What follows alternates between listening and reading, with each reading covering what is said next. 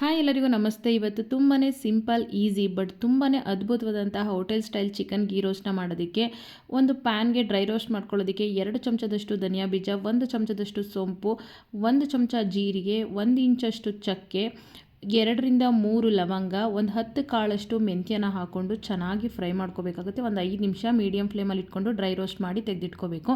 ಇದು ತಣ್ಣಗಾಗೋಷ್ಟರಲ್ಲಿ ಚಿಕನ್ ಮ್ಯಾರಿನೇಟ್ಗೆ ಅಂತ ಹೇಳಿ ಅರ್ಧ ಕೆಜಿ ತೊಳೆದಿಟ್ಕೊಂಡಿರೋ ಚಿಕನ್ಗೆ 1 ಚಮಚದಷ್ಟು ಪುಡಿ ಉಪ್ಪು, ಅರ್ಧ ಚಮಚ ಅರಿಶಿನ, 1 ಚಮಚ ಅಚ್ಕಾರದ ಪುಡಿ, 1 ಕಪ್ಪಷ್ಟು ಮೊಸರು, 1 ನಿಂಬೆಹಣ್ಣು ಹಾಕ್ಕೊಂಡು ಚೆನ್ನಾಗಿ ಮ್ಯಾರಿನೇಟ್ ಮಾಡ್ಕೋಬೇಕಾಗುತ್ತೆ. ಇದರಲ್ಲಿ 2 ಸ್ಟೇಜಲ್ಲಿ ಮ್ಯಾರಿನೇಟ್ ಮಾಡಬೇಕು. ಇದು ಮೊದಲನೇ ಸ್ಟೇಜು.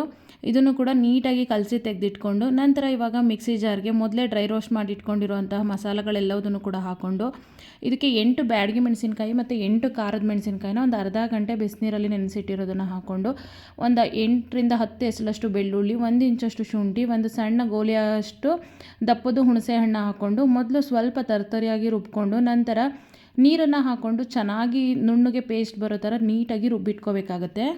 ರುಬ್ಬಿಟ್ಕೊಂಡಿರೋ ಮಸಾಲನ ಮೊದಲು ಮ್ಯಾರಿನೇಟ್ ಮಾಡಿರೋ ಚಿಕನ್ಗೆ ಹಾಕ್ಕೊಂಡು ನೀಟಾಗಿ ಕಲಿಸ್ಕೋಬೇಕು. ಈ ಚಿಕನ್ನ ನಾವು ಒಂದು 2 ಗಂಟೆನಾದರೂ ಮಿನಿಮಮ್ ಇಡಬೇಕಾಗುತ್ತೆ. ಓವರ್ ನೈಟ್ ನಾವು ಫ್ರಿಜ್ಜಲ್ಲಿಟ್ಟರು ಕೂಡ ತುಂಬಾ ಟೇಸ್ಟಿಯಾಗಿ ಬರುತ್ತೆ. ನಮಗೆ ಚಿಕನ್ ಎಷ್ಟು ಮಸಾಲನ ಅಬ್ಸರ್ವ್ ಮಾಡ್ಕೊಂಡಿರುತ್ತೋ ಅಷ್ಟು ಟೇಸ್ಟಿಯಾಗಿ ಬರುತ್ತೆ.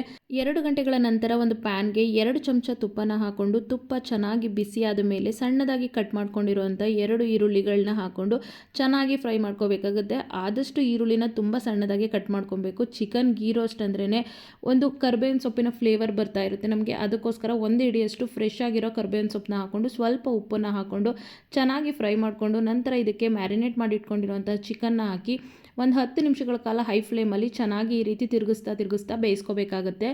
ಆದಷ್ಟು ನಾವು ಚೆನ್ನಾಗಿ ಮ್ಯಾರಿನೇಟ್ ಮಾಡಿದಷ್ಟು ಚಿಕನ್ ತುಂಬಾ ಚೆನ್ನಾಗಿ ಬರುತ್ತೆ ಮತ್ತು ಜ್ಯೂಸಿ ಮತ್ತು ಟೆಂಡರ್ ಆಗಿರುತ್ತೆ. ನಂತರ ಇದಕ್ಕೆ ಒಂದು ಲಿಡ್ನ ಕವರ್ ಮಾಡಿ ಒಂದು 10 ನಿಮಿಷ ಚೆನ್ನಾಗಿ ಬೇಯಿಸ್ಕೋಬೇಕಾಗುತ್ತೆ.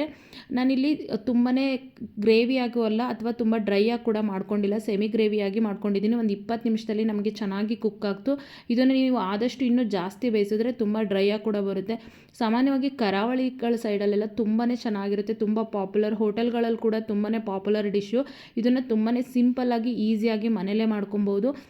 ಇದೇ ರೀತಿ ಇನ್ನಷ್ಟು ಇಂಟ್ರೆಸ್ಟಿಂಗ್ ಮತ್ತು ತುಂಬ ರುಚಿಕರವಾದಂತಹ ರೆಸಿಪಿಗಳನ್ನ ನೋಡೋದಕ್ಕೆ ನಮ್ಮ ಚಾನಲ್ನ ದಯವಿಟ್ಟು ಸಬ್ಸ್ಕ್ರೈಬ್ ಮಾಡಿ ಮತ್ತು ನಮ್ಮ ಚಾನಲಲ್ಲಿ ಹೊಸ ಹೊಸ ರೆಸಿಪಿಗಳನ್ನ ಹಾಕಿದಾಗ ಅದರ ನೋಟಿಫಿಕೇಷನ್ ನಿಮಗೆ ಬರಬೇಕು ಅಂದರೆ ಬೆಲ್ ಬಟನ್ ಕೂಡ ಕ್ಲಿಕ್ ಮಾಡಿ.